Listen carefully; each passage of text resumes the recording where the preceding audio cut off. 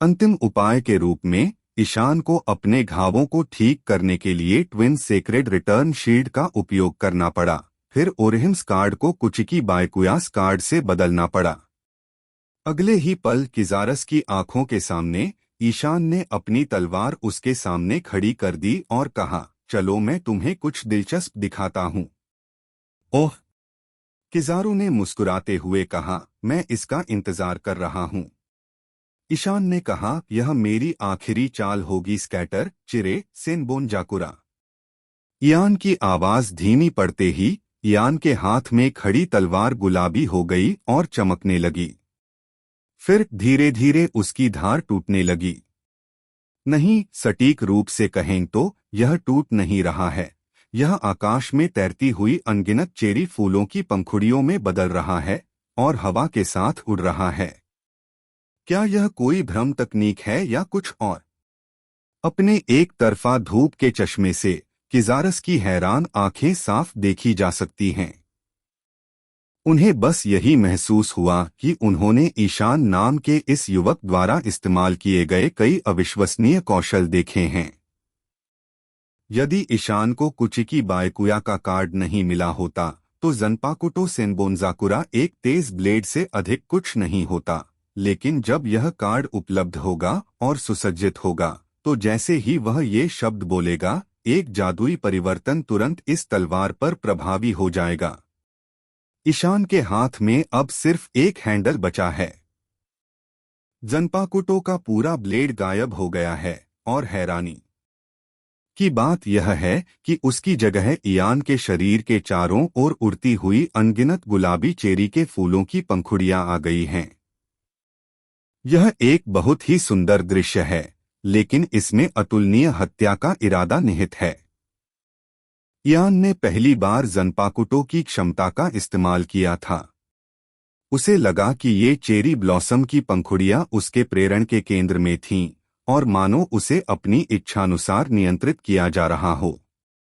पंखुड़ियां जो अनियमित रूप से तैर रही थीं, अगले ही क्षण जैसे कि सर्पिल हवा से उड़ाई जा रही हों, एक बवंडर की तरह लुढ़क गईं और किजारू की ओर बढ़ गईं। जब ये पंखुड़ियां किजारू के पास पहुंचीं, तो उन्होंने तुरंत उस पर हमला नहीं किया, बल्कि पंखुड़ियों से बने पर्दों का एक घेरा बना लिया, जिसने किजारू को घेर लिया। क्या तुम शैतान के बेटे होने का नाटक कर रहे हो? किजारू ने ठंडी सांस ली और एक उच्च ऊर्जा लेजर पंखुड़ीदार पर्दे पर चला गया। जैसे ही वह पर्दे की दीवार से टकराया, वह तुरंत फट गया, जिससे पर्दे की दीवार में एक दरार पड़ गई। लेकिन कोई फायदा नहीं हुआ। बाकी पंखुड़ियों ने झटपट उस जगह को भर दिया, मानो पंखुड़ियों की संख्या कभी कम ही न हुई हो। पूरे आकाश में फैली पंखुड़ियां धीरे धीरे किजारू के चारों ओर घूमने लगीं, लेकिन उसने इयान के मन की बात भांप ली और बोला, क्या तुम इन पंखुड़ियों से मुझे मारना चाहते हो? यह बेकार है, मत भूलना, यह बूढ़ा आदमी लोगिया फ्रूट का इस्तेमाल करता है। हाँ, मुझे पता है। ईशान हल्के से मुस्कुराया। वह उस समय अपने शरीर से निकल रही जबरदस्त शक्ति के एहसास में डूबा हुआ था।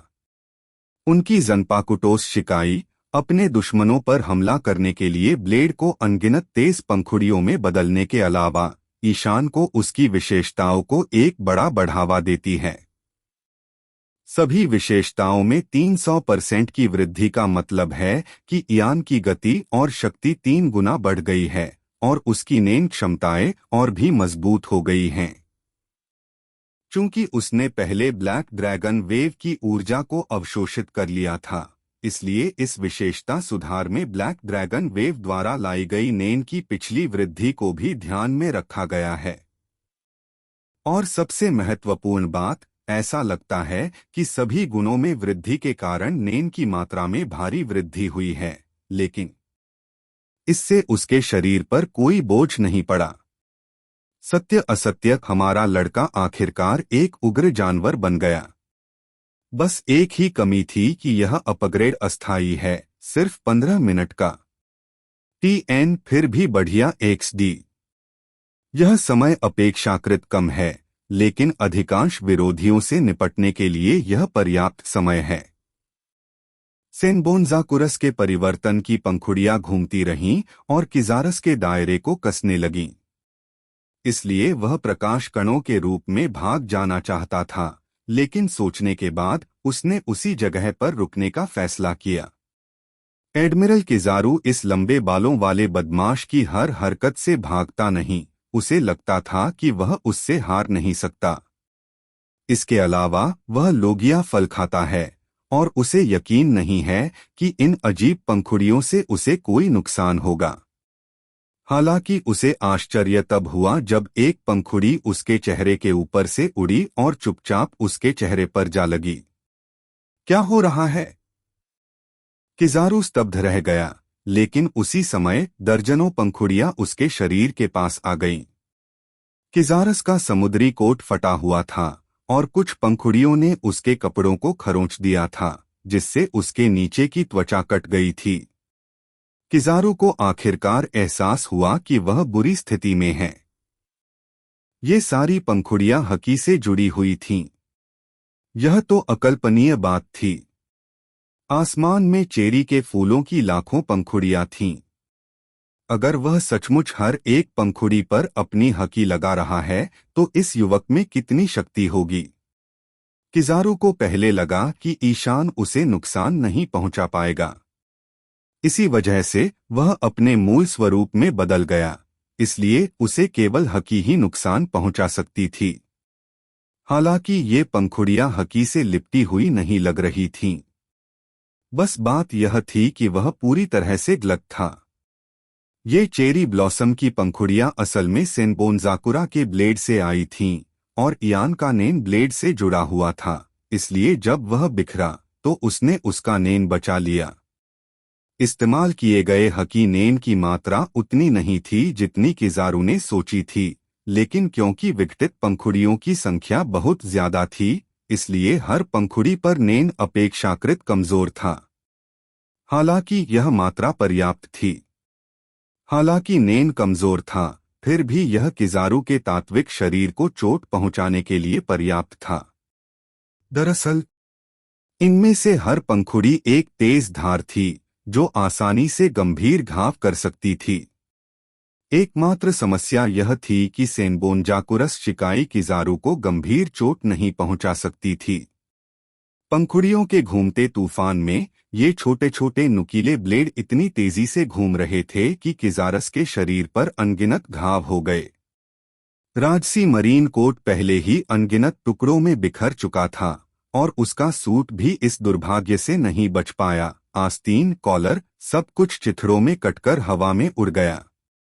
आखिर में सिर्फ उसकी जांघिया ही बची थी, जो ईशान ने जानबूझकर किया था, जानबूझकर इस स्थिति से बचने के लिए।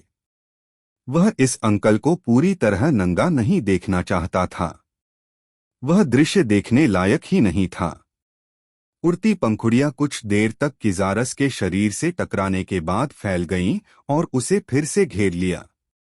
किजारस का खुला शरीर छोटे छोटे निशानों से ढका हुआ था और उसका पूरा शरीर खून से लथपथ दिख रहा था। हालांकि ईशान भी जानता था कि किजारू के लिए ऐसी चोटें कोई मायने नहीं रखती, बस उसे बेहाल कर देती हैं।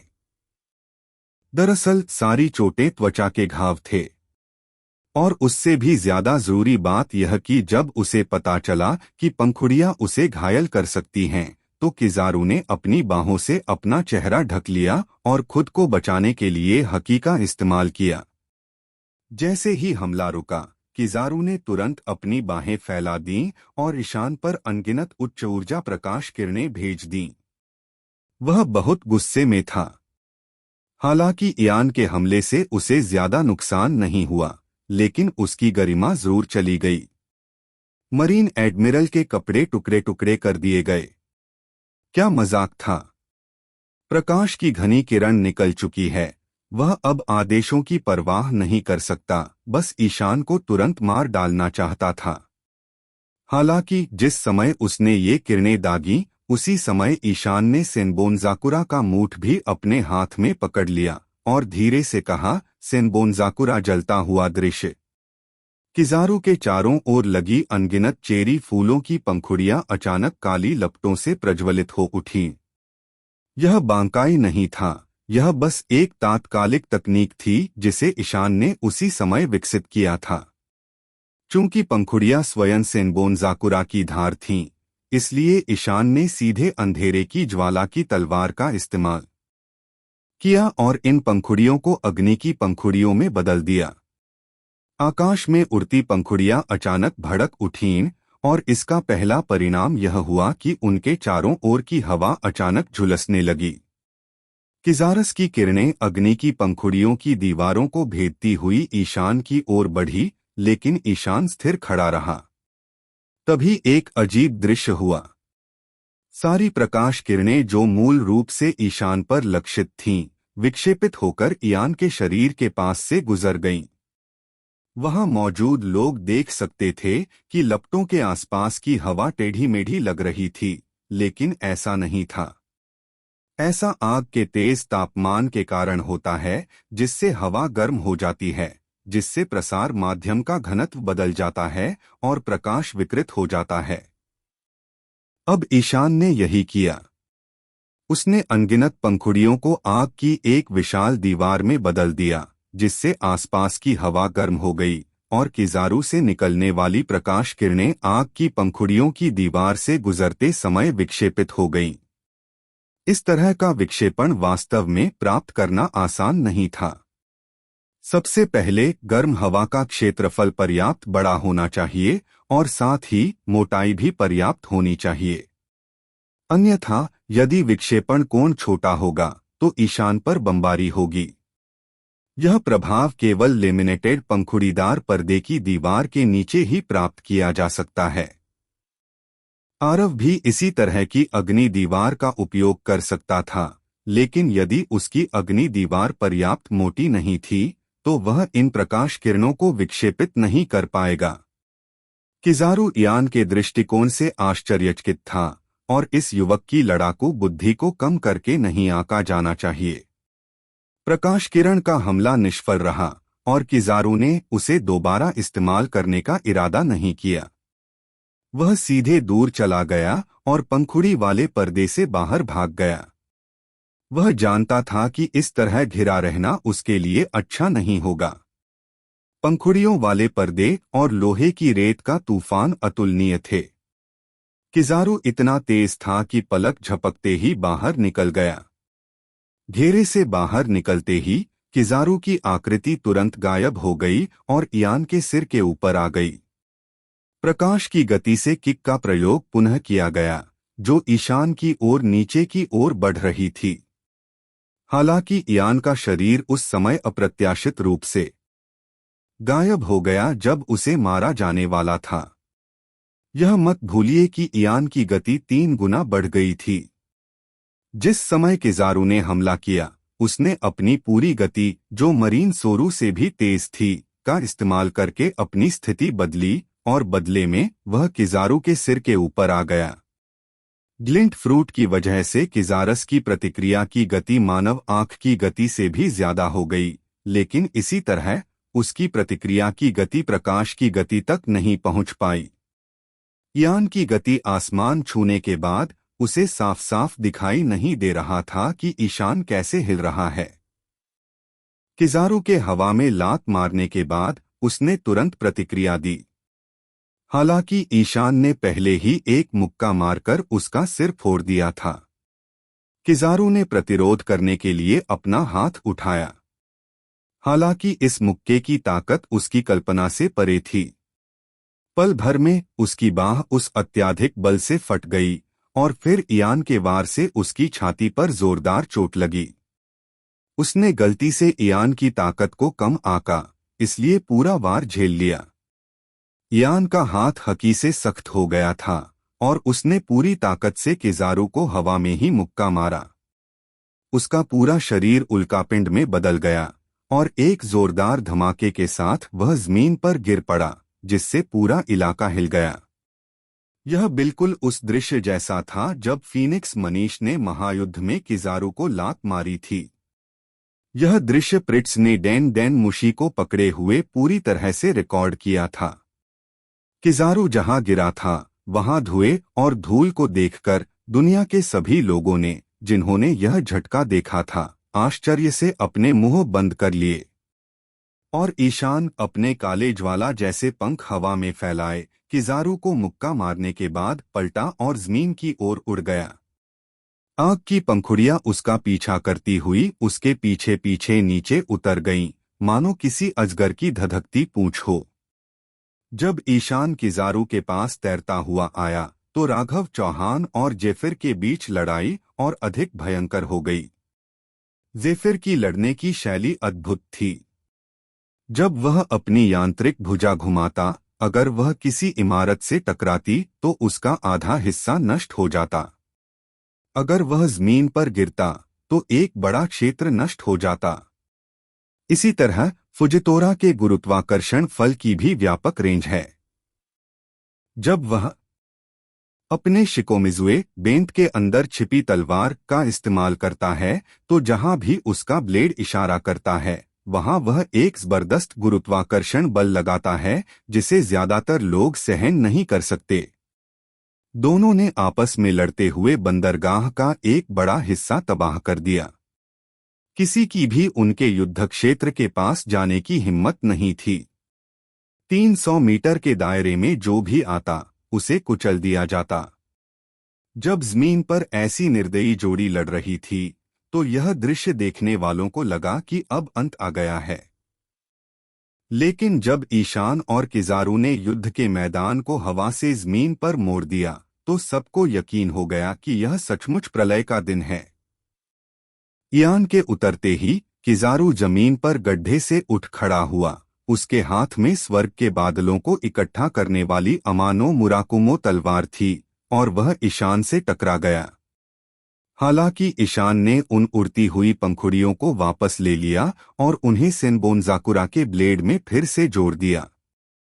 अपनी गति और ताकत में वृद्धि के बाद ईशान राजीव की तरह किजारू से सीधे मुकाबला करने में सक्षम हो गया। शायद सिर्फ ताकत और तेजी से ईशान के पास किजारू को हराने का कोई रास्ता नहीं था, लेकिन समस्या यह थी कि ईशान हकी का आक्रामक इस्तेमाल करना जानता था। अगर किजारू जरा भी लापरवाह होता तो ईशान उसे बुरी तरह घायल कर सकता था। इसलिए लड़ाई के दौरान किजारू ने ईशान पर हर तरह से हमला करने की पूरी कोशिश की। उच्च ऊर्जा वाला अमानो मुराकुमो लगातार ईयान के ब्लेड से टकरा रहा था, जिससे काली लपटें निकल रही थीं। एक दूसरे पर वार करते हुए किजारस का लाइटसेबर लगातार तेज किरणें छोड़ रहा था, जिससे ईशान उनसे बचने के लिए काफी हिल रहा था। ये दोनों लगातार अपनी मुद्राएं और स्थिति बदल रहे थे, जिससे पूरे इलाके में अनगिनत विस्फोट हो रहे थे। किजारू की किरणों के हमले से तंग आकर ईशान ने अचानक अपना सेनबोनजाकुरा उठाया, अपने प्रतिद्वंद्वी के पीछे दौड़ा और उसे चाकू मार दिया। जब किजारू ने प्रतिक्रिया दी और इस वार को रोकना चाहा, तो ईयान के ब्लेड से एक काला अग्नि ड्रैगन निकला, अपना मुंह खोला और किजारू को काट लिया। किजारू चौंका। उसने जल्दी से अपने लाइटसेबर का इस्तेमाल किया और उसे काले ड्रैगन के बड़े मुंह में डाल दिया, लेकिन वह उड़ते हुए काले ड्रैगन की लहर द्वारा दूर ले जाया गया। काले अजगर की लहर लहराई और उड़ गई। उसने जमीन को झुलसा दिया और रास्ते में लगे पेड़ों को जला डाला।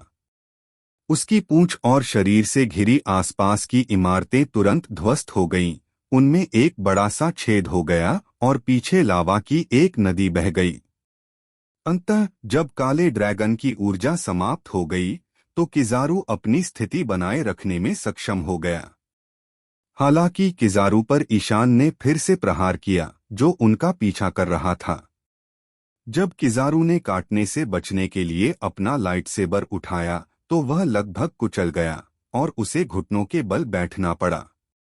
वह फिर से उछल पड़ा, उसका शरीर और भी चमकीला हो गया और अचानक उसके चारों ओर ढेर सारी उच्च ऊर्जा किरणें बिखर गईं। यह एक अंधाधुंध प्रहार था और ईशान इससे बच नहीं सका।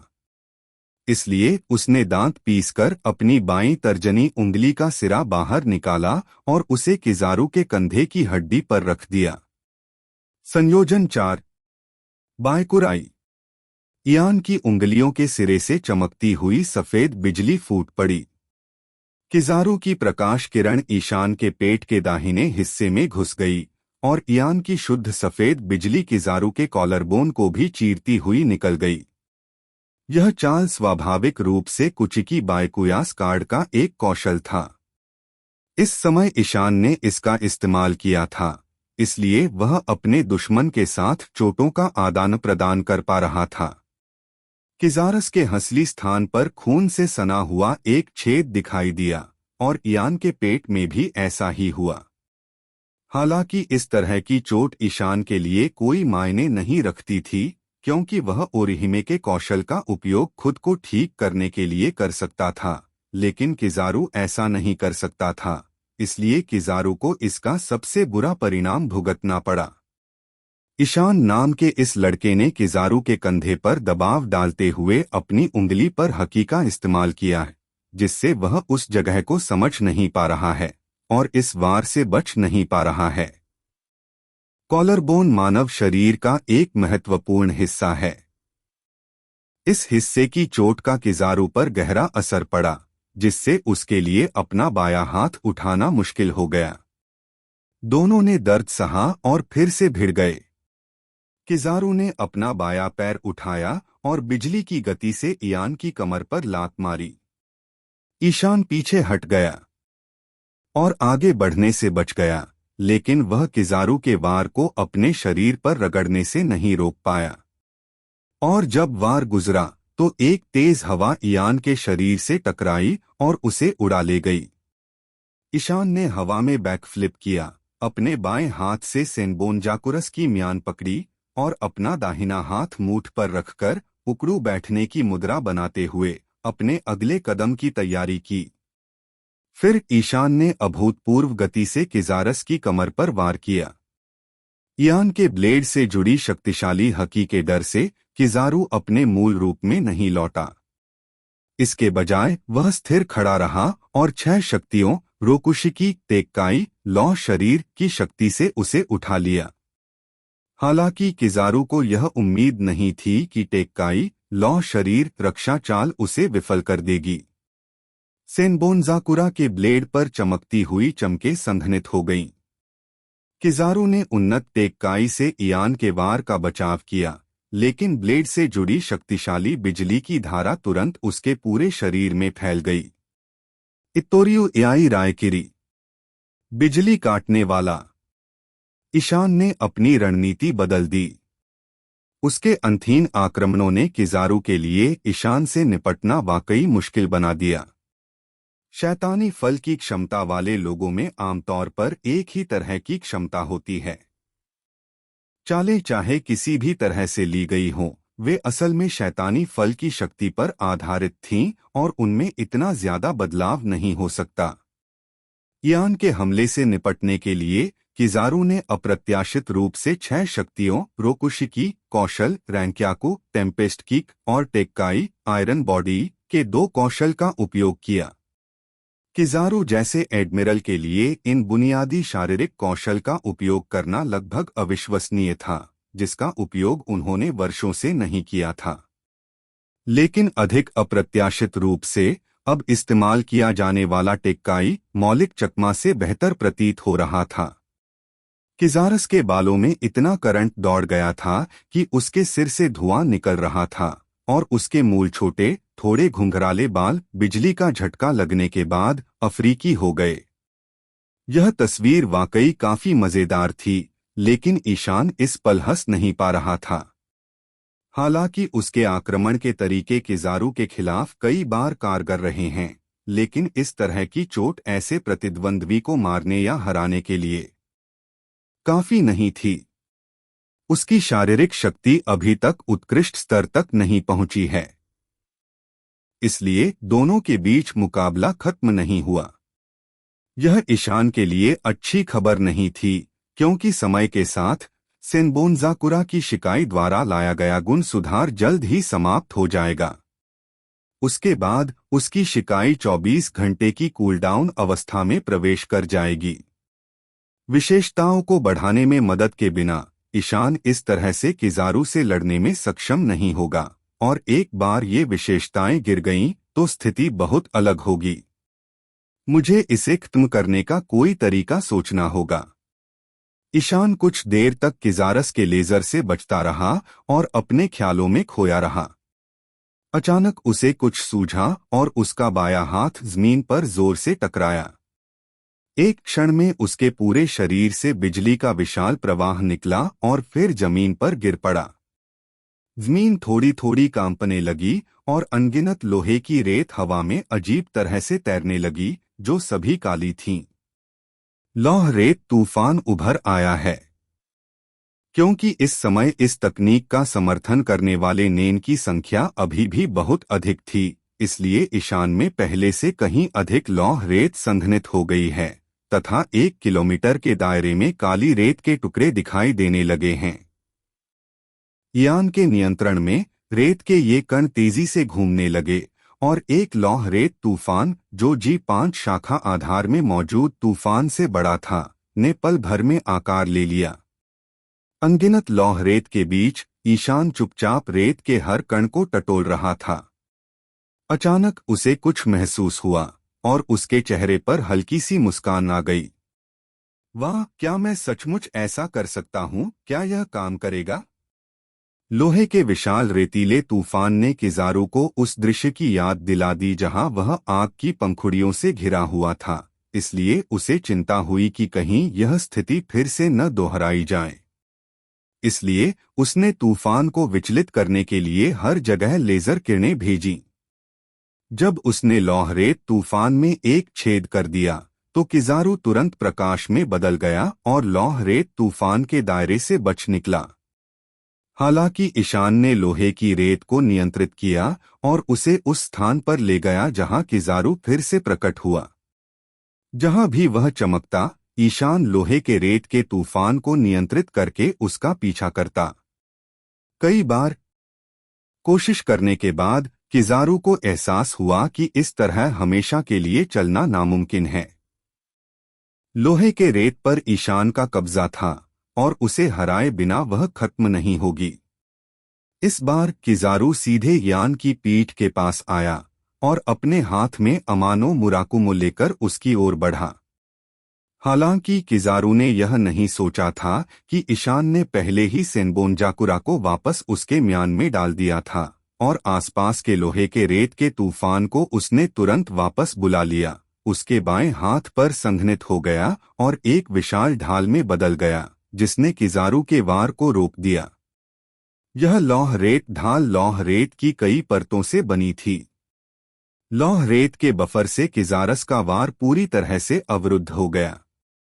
जैसे ही किजारू को अभी भी इस बात पर संदेह था कि ईशान ने इस प्रहार का विरोध करने के लिए अपनी तलवार का उपयोग क्यों नहीं किया, अप्रत्याशित रूप से विशाल ढाल के नीचे ईयान का दाहिना हाथ पहले से ही किजारू के पेट के साथ संरेखित था। नजर सीधी होने की वजह से किजारू ईयान की हरकतों पर ध्यान नहीं दे पाया। जब उसने ईयान के दाहिने हाथ पर बिजली चमकती देखी, तब तक बहुत देर हो चुकी थी और ईशान ने सीधा निशाना साधा। सुपर विद्युत चुंबकीय तोप शॉटगन। बांग। जबरदस्त ध्वनि और तेज हवा के दबाव के साथ ईशान ने सचमुच किजारू पर इतने पास से रेलगन दाग दी। इस बार सुपर इलेक्ट्रोमैग्नेटिक तोप वैसी नहीं थी जैसी पिछली बार किजारस के चेहरे पर लगी थी। ईशान ने सचमुच एक साथ 6 गोलियां दागीं। एक महत्वपूर्ण क्षण में किजारू ने तुरंत प्रतिक्रिया दी, तुरंत अपने मौलिक शरीर में रूपांतरित हो गया और अपनी आकृति को पतला कर लिया, ताकि यदि उस पर हकी से ढके एक शक्तिशाली प्रक्षेप्य से भी प्रहार किया जाए तो क्षति कम हो जाएगी। हालांकि जब ईयान की 6 शॉट विद्युत चुंबकीय बंदूक ने किजारू को मारा तो एक अद्भुत दृश्य हुआ। इन 6 विद्युत चुंबकीय तोपों ने एक ही समय में किजारस के तात्विक शरीर में प्रवेश किया, जिससे उसे एक ही स्थान पर चोट लगी और उसके शरीर में 6 छेद हो गए। यह वास्तविक क्षति थी, किसी तात्विक शरीर में प्रवेश करने का दृश्य नहीं। पेट से उठ रहे तेज दर्द ने किजारू को एहसास दिलाया कि ये तो असली जख्म है। एलिमेंटलाइजेशन से भी जख्मी हिस्से को ठीक करना नामुमकिन है। क्या बकवास है। किजारू ने आश्चर्य से ईशान की ओर देखा। वाह, ईयान का वार बिल्कुल सही काम कर गया, इसलिए वह जोर से हंसे बिना नहीं रह सका और बोला, हूँ।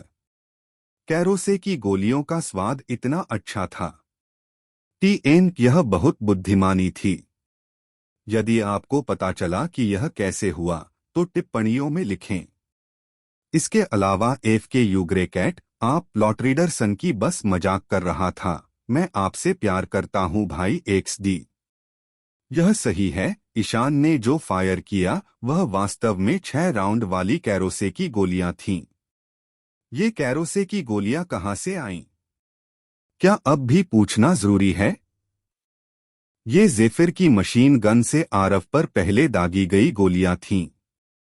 कैरोसे की गोलियां जो सामान्य गोलियों के साथ मिली हुई थीं, ईयान की विल वॉल ने रोक लीं और जमीन पर गिर गईं।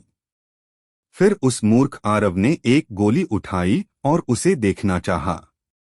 यद्यपि वह स्थान जहां वह और किजारू अब लड़ रहे हैं, वह उस स्थान से थोड़ा दूर था जहां ये गोलियां गिरी थीं, फिर भी ईशान ने भारी मात्रा में नेन को उसमें इंजेक्ट करके लौह रेत तूफान के दायरे का विस्तार करने में सक्षम था। फिर अन्य के बीच इन कैरोसे की गोलियों को ढूंढा, उन्हें अपने लौह रेत के भीतर छिपाया और उन्हें ऊपर लाया। दरअसल उस समय ईशान को यह नहीं पता था कि वह इन गोलियों को नियंत्रित करने के लिए विद्युत चुंबकीय बल का इस्तेमाल कर पाएगा या नहीं, क्योंकि ये गोलियां लोहे या निकल जैसी सुचालक धातु की बजाय पत्थर सीस्टोन से बनी थीं, इसलिए उसे यकीन नहीं था कि वह इन्हें दाग पाएगा या नहीं। सौभाग्य से इन कैरोसे की सीस्टोन गोलियों ने ईशान को निराश नहीं किया। इन्हें सीस्टोन कहा जाता था, लेकिन कैरोसे की असल में एक खनिज है, और चूंकि ऐसे पत्थर को परिष्कृत और चमकाना बहुत मुश्किल होता है, इसलिए इसमें अशुद्धियां जरूर होंगी। इन अशुद्धियों में स्वाभाविक रूप से लोहा भी शामिल है, इसलिए ईशान ने धातु में हेरफेर करके ये गोलियां बनाईं।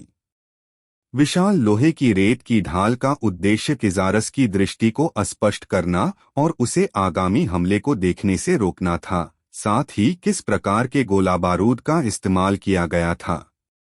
हालांकि सुपरसोनिक गति से दागी गई रेलगन को बहुत करीब से दागा गया था, यहां तक कि किजारू भी इससे बच नहीं सका। इसके अलावा किजारू को एक भी गोली से मामूली नुकसान होने से बचाने के लिए ईशान ने अधिक नेन खर्च करने में संकोच नहीं किया और एक ही बार में 6 गोलियां दाग दीं। लोगिया फल उपयोगकर्ताओं पर कैरोसेकी का संयम प्रभाव अन्य प्रकारों के समान ही था, भले ही वे अपनी मूल अवस्था में हों। हालांकि जैसे ही कैरोसेकी उसके शरीर के संपर्क में आता, उसकी क्षमताएं दब जाती और वह अब मूल अवस्था को बनाए नहीं रख पाता। क्योंकि घटनाएं बहुत तेजी से घटित हुईं, सीस्टोन की गोलियां उसके शरीर में घुस गईं और बाहर निकल गईं, उसे पता भी नहीं चला कि क्या हो रहा है। ईशान की बात सुनकर किजारू को अंततः समझ आ गया कि क्या हुआ था। कुछ ही देर बाद किजारू को लगा कि उसका शरीर क्रोध से भर गया है, लेकिन उसकी इस भावना का कारण ईशान नहीं था जिसने उसे उड़ा दिया था, बल्कि जेफिर था। उस बूढ़े आदमी को, किजारू ने दांत पीसते हुए कहा, उसने इन खास कैरोसे की गोलियों को दूसरों को इस्तेमाल करने दिया। किजारू और जेफिर का रिश्ता बिल्कुल भी अच्छा नहीं था, इसलिए अगर दोनों एक ही काम करते भी तो कभी हाथ नहीं मिलाते थे। जेफिर और राघव चौहान के बीच लड़ाई के दौरान उसने ईशान को अपना प्रतिद्वंदी चुना और दोनों अपने अपने दम पर लड़ रहे थे। उसने सोचा भी नहीं था कि अंत में यह सब ऐसे हो जाएगा। एक नाजुक मोड़ पर अपने शिक्षक की गलती की वजह से उसे भारी नुकसान हुआ। जेफिर कोई बेवकूफ नहीं था। उसे उम्मीद तो बिल्कुल नहीं थी कि उसके द्वारा चलाई गई कैरोसे की गोलियां दुश्मनों द्वारा फिर से इस्तेमाल की जाएंगी और बदले में वे उसके साथी को घायल करने का कारण बनेंगी। अगर उसे पता होता कि ऐसा होगा तो उसने शुरू से ही गोलियां नहीं चलाई होती। इस बार किजारू को सचमुच जोरदार चोट लगी। इयान की 2 गोलियां किजारू की जांघ और कंधे में लगीं और 2 उसके पेट में। हालांकि इनसे उसके अंगों को कोई नुकसान नहीं पहुंचा, लेकिन ये उसकी मांसपेशियों में धंस गईं। सबसे ज्यादा नुकसान तो उसे हुआ जो सीधे उसके फेफड़ों में लगी। हवा के दबाव से किजारू कुछ दूर तक उड़ गया और ईशान से कुछ मीटर की दूरी पर खड़ा था। जब उसे चोटें लगीं तो उसने खांसी के साथ मुंह से खून निकाला। उसे लगा जैसे उसकी छाती पर लगी चोट धधकती आग की तरह उसके फेफड़ों को जला रही हो। पिका पिका नोमी खाने के बाद से उसे इतनी गंभीर चोट कभी नहीं लगी थी। दशकों से कैरोसेकी पर मरीन का नियंत्रण रहा है, इसलिए कौन उम्मीद कर सकता है कि वह एक मरीन एडमिरल इस तरह से गंभीर रूप से घायल हो जाएगा। यह कितनी विडंबना है। ईशान ने राहत की सांस ली जब उसने किजारू को खून की उल्टियां करते देखा। सच कहूं तो इस बार उसे होशियारी से काम लेना पड़ा। दरअसल उसे समझ नहीं आ रहा था कि इस आदमी को कैसे हराया जाए, क्योंकि उसे अपने ग्लिंट फल को रोकने का कोई तरीका नहीं सूझ रहा था। हालांकि लड़ाई के दौरान वह अपने प्रतिद्वंद्वी को कुछ नुकसान पहुंचाने में कामयाब रहा, लेकिन किजारू के लिए वह कुछ भी नहीं था। अगर उसने अभी यह बेहतरीन विचार न सोचा होता और ज़ेफिर की गोलियों का इस्तेमाल पलटवार में न किया होता तो शायद लड़ाई गतिरोध में बदल जाती और 15 मिनट बाद वह अपनी सामान्य स्थिति में वापस आ जाता। सामान्य परिस्थितियों में ईशान के पास किजारू के खिलाफ जीतने की बिल्कुल भी संभावना नहीं है। हालांकि ऐसी लड़ाइयां रहस्यों से भरी होती हैं। अगर ईशान ने इन कैरोसेकी गोलियों के बारे में पहले सोचा होता तो शायद उसे अपने जन्पाकुटो की शिकाई खोलने और किजारू से लंबे समय तक लड़ने की जरूरत नहीं पड़ती। ईशान को बस यही बात परेशान कर रही थी कि सुपर इलेक्ट्रोमैग्नेटिक तोप से दागी गई कैरोसेकी गोलियां किजारू के शरीर में पिस्तौल से दागी गई गोलियों की तरह नहीं टिक पाएंगी। सुपर इलेक्ट्रोमैग्नेटिक तोप की शक्ति और गतिज ऊर्जा बेहद तेज थी, इसलिए वे केवल उसके शरीर को ही भेद सकती थीं। यह वास्तव में एक महत्वपूर्ण बात थी, क्योंकि यदि वे किजारुस के शरीर में रहते तो वह कैरोसेकी से प्रभावित हो जाता और अपनी शैतान फल क्षमताएं खो देता। एडमिरल बोरसालिनो, क्या आप खेलना जारी रखना चाहेंगे? ईशान ने सांस ली और किजारू से कहा। किजारू हिचकिचा रहा था। वह गंभीर रूप से घायल था।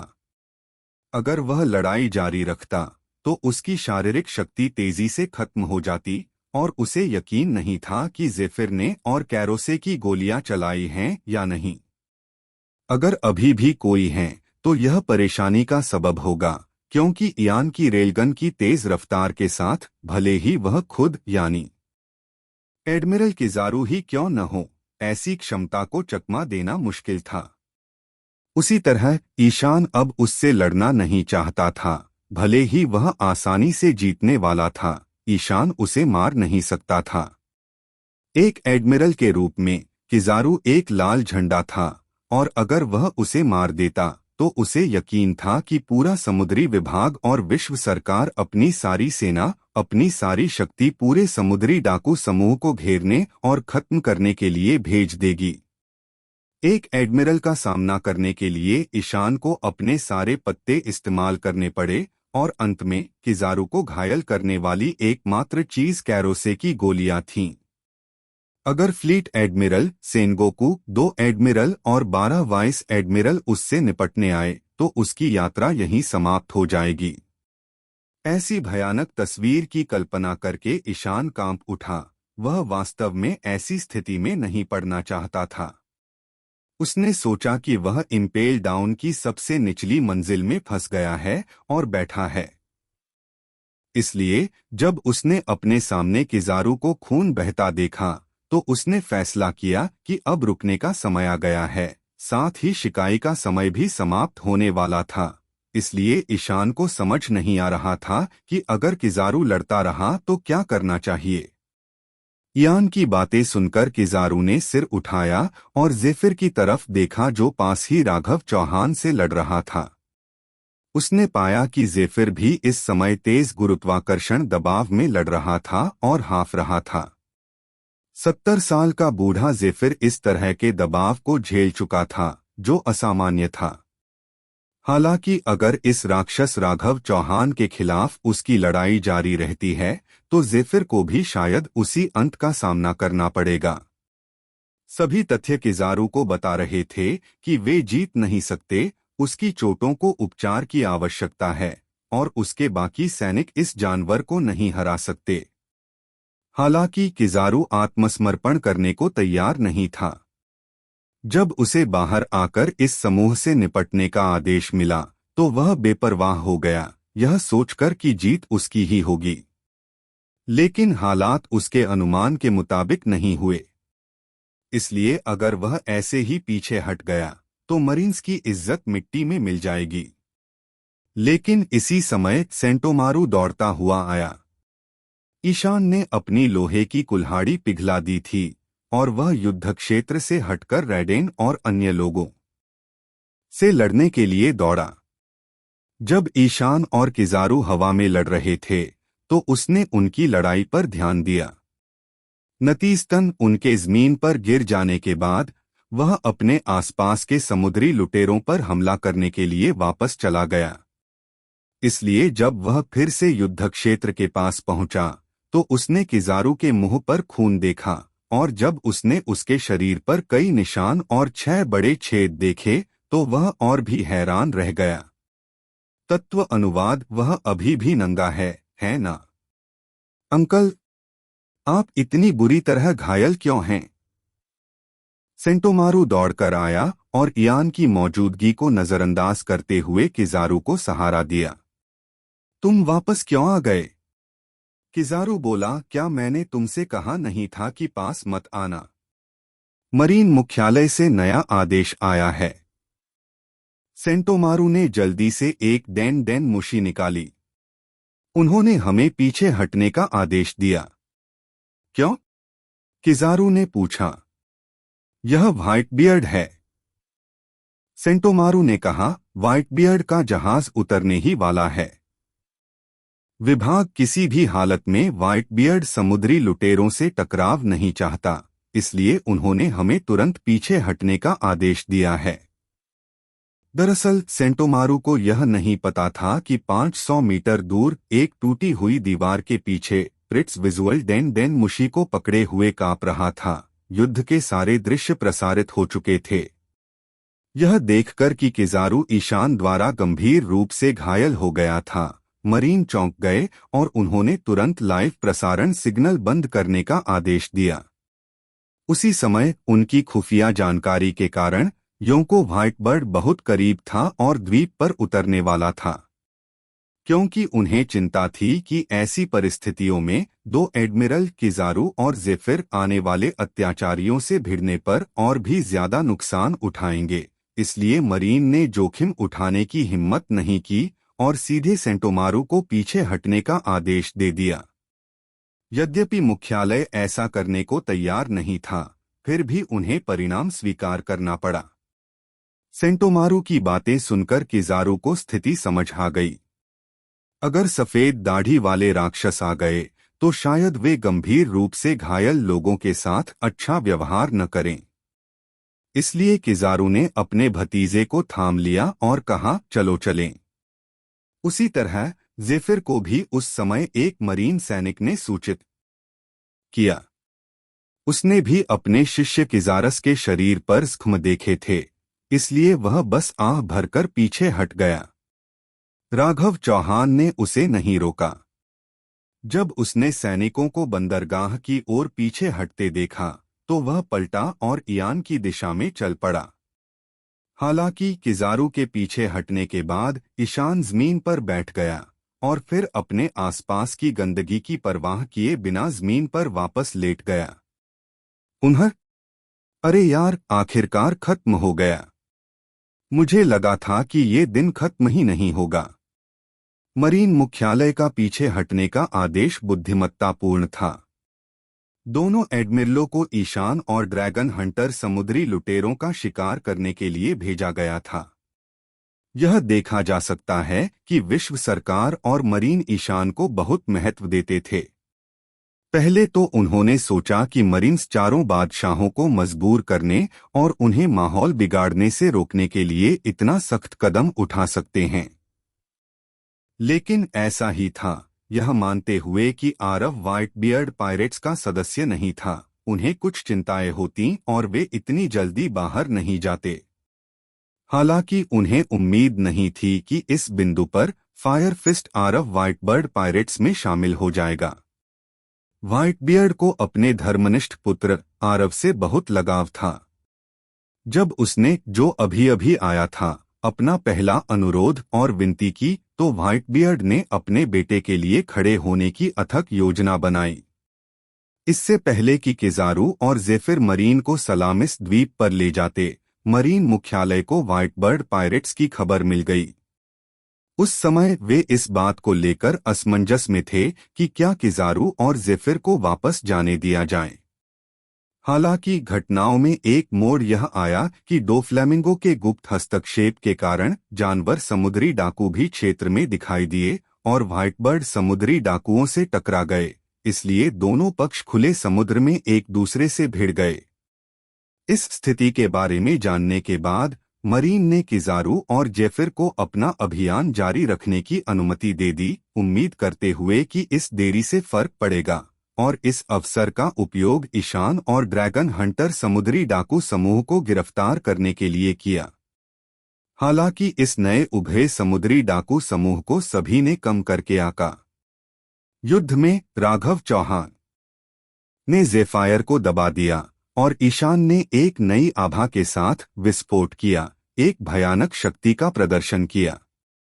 न केवल वह किजारू का सामना करने में सक्षम था जैसे कि वे समान शक्ति स्तर के हों, बल्कि उसने कैरोसे की गोलियों का इस्तेमाल करके किजारू को बुरी तरह घायल भी कर दिया। अब तक इयान के हाथों 2 एडमिरल घायल हो चुके हैं, जिनमें आओकिजी भी शामिल हैं। गंभीर चोट का मतलब जरूरी नहीं कि हार ही हो। हालांकि कुछ लड़ाइयों में ऐसा होता है। एक छोटी सी दुर्घटना अक्सर अप्रत्याशित परिणाम दे देती है। अपनी युद्ध कलाओं से ईशान ने किजारू के खिलाफ लड़ाई में बढ़त हासिल कर ली है, इसलिए लड़ाई का पलड़ा उसके पक्ष में झुक गया है। मरीन मुख्यालय को ठीक से पता नहीं था कि किजारू कैसे घायल हुआ, क्योंकि यह सिर्फ एक इंटर्न रिपोर्टर की लाइव स्ट्रीम के जरिए ही पता चला था। हालांकि उन्हें यह भी पता था कि अगर कोई मरीन एडमिरल घायल भी हो जाए तो भी उसे मारना बहुत मुश्किल होगा। हालांकि समस्या यह थी कि व्हाइटबियर्ड समुद्री डाकू बीस्ट समुद्री डाकुओं के साथ टकराव वाले स्थान को छोड़ चुके थे और द्वीप के पास पहुंचने वाले थे। सलामिस द्वीप व्हाइटबर्ड के संरक्षण में था। ड्रैगन हंटर पायरेट्स के मरीन द्वारा कब्जा करने के आदेश के कारण द्वीप का एक हिस्सा गंभीर रूप से क्षतिग्रस्त हो गया था। ऐसी परिस्थितियों में कोई भी गारंटी नहीं दे सकता कि क्रोधित राक्षस घायल एडमिरलों पर हमला करेगा या नहीं।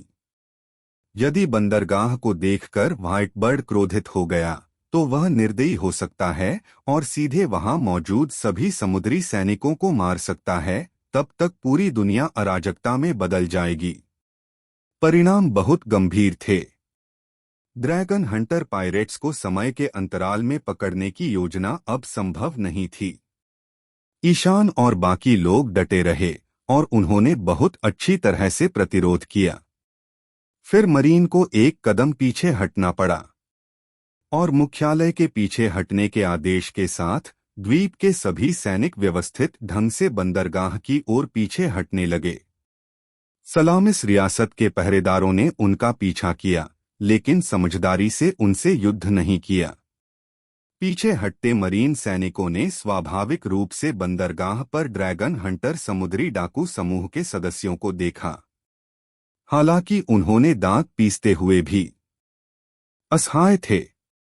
कई लोगों ने ईशान और किजारू के बीच मध्य हवा में लड़ाई देखी, जिससे वे इस समुद्री डाकू समूह से डर गए, यह जानते हुए कि वे साधारण समुद्री डाकू नहीं थे, और अब पीछे हटने के आदेश के तहत उन्होंने ड्रैगन हंटर्स पर जल्दबाजी में हमला करने और अधिक परेशानी पैदा करने की हिम्मत नहीं की। सैनिकों को पीछे हटते देख ईशान ने ड्रैगन हंटर समुद्री डाकू समूह के सदस्यों से भी कहा कि वे उनके खिलाफ कार्रवाई न करें। इतनी बड़ी लड़ाई में ड्रैगन हंटर पायरेट्स वास्तव में काफी घायल हो गए थे। मरीन्स संख्या में पूरी तरह से बढ़त पर थे। हालांकि ड्रैगन हंटर पायरेट्स की युद्ध क्षमता कमजोर नहीं थी, फिर भी चोटें लगना लाजमी था। रेडेन की ढाल मोर्टारों से ध्वस्त हो गई थी। उसने कम से कम दर्जनों मोर्टार के गोलों को रोककर अपने साथी समुद्री लुटेरों की रक्षा की। वह इस समय हाफ रहा था और उसका पूरा शरीर जख्मों से भरा हुआ था। डोरोनी और बाकियों के लिए भी यही बात लागू